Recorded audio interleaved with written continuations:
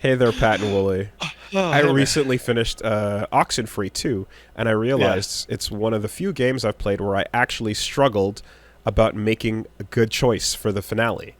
The game Oh, tracks your interesting. relationships and creates a climax relative to how many people around you, to how people around you feel about you before presenting you with the very final decision that will cost something from somebody you don't get back. The Hmm. question is what kind of scenario gives a game legitimately harrowing ethical choices? I know everyone loves harping on ME for the pick your color explosion, but Right. I don't. But I know that there's definitely potential for legitimately tough options in loyalty missions, such as Legion's in loyalty mission in two.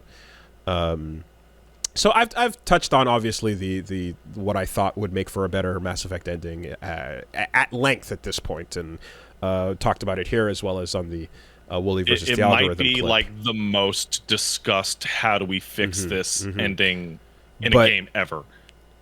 but uh, the when it comes to like what makes for a good ethical dilemma in something, I mean, I know that I often I can roll my eyes at any time I bring up disco as a great thing to point to, but the reality is that it does something that I want, that I think makes a huge difference here, and it does something that Mass Effect didn't do. Right?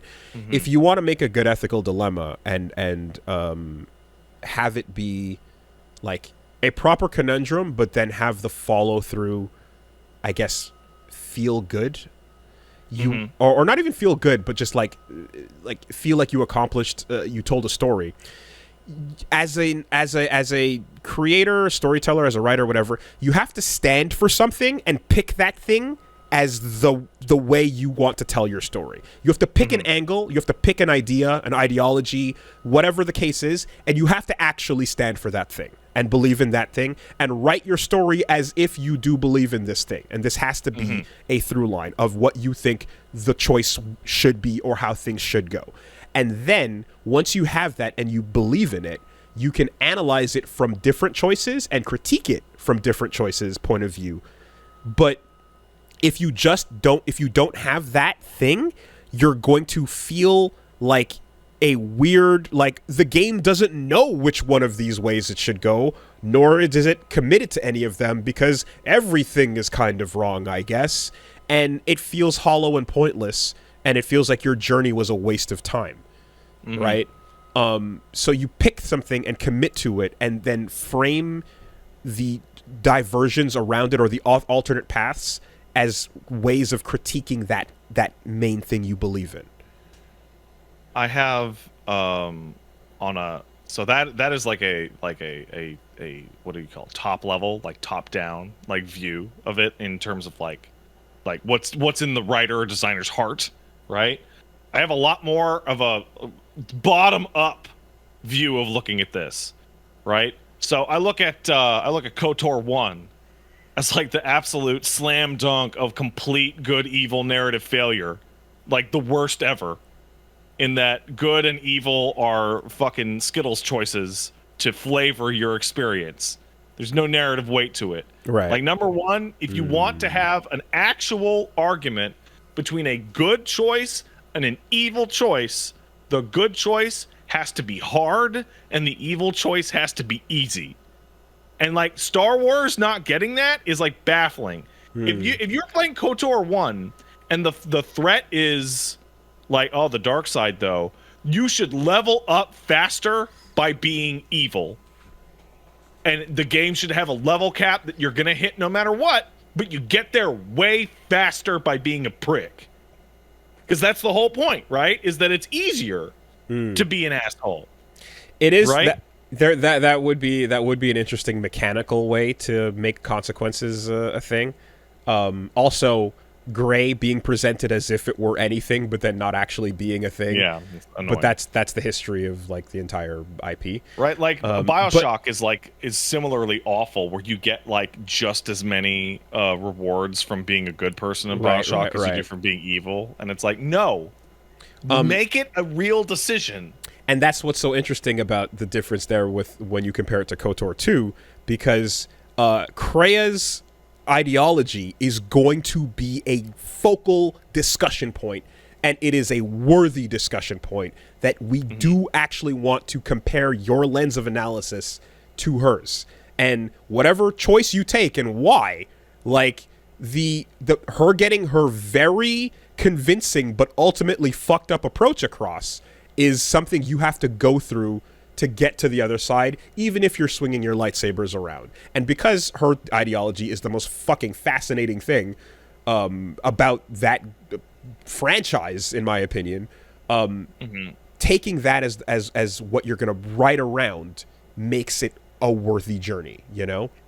Don't fucking come into it and not know what you believe in, so to speak, and kind of just go, I guess you went that way, you know? Even in the disco sense, where disco's like, all right, well, you're gonna go that way, that's fine, and we're gonna fucking make fun of you the entire time. Yeah. We're gonna take the piss out of you, but you're gonna get to hear the choices you've made compared through the lens of what Kurvitz thinks, you know? Sorry, it took me a second to Kurvitz doesn't activate my fucking neurons the way it probably should. The second thing for me is like you should say you want to have an ethical dilemma. All your choices should have upsides and downsides.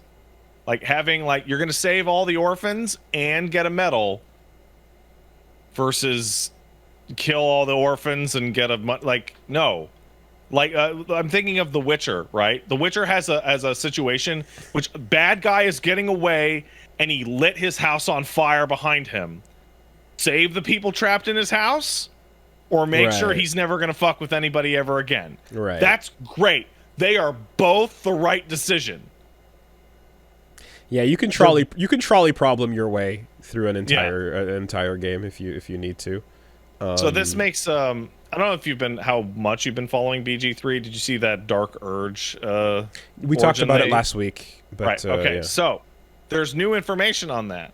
So they showed off some cutscenes in which so normally when you go talk to a squirrel in the Baldur's Gate 3, you go, oh, hey, look, adorable little squirrel. And you have pet it or try and feed it or kick it against the tree so hard it explodes. Right? As your options.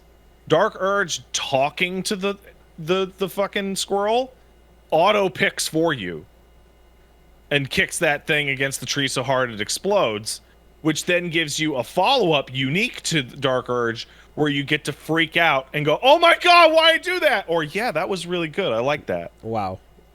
Okay. And Jesse Cox was talking to some Larian people, and he was like, how the fuck does that work? Is there certain parts of the game where the character's just going to take control of you against your will?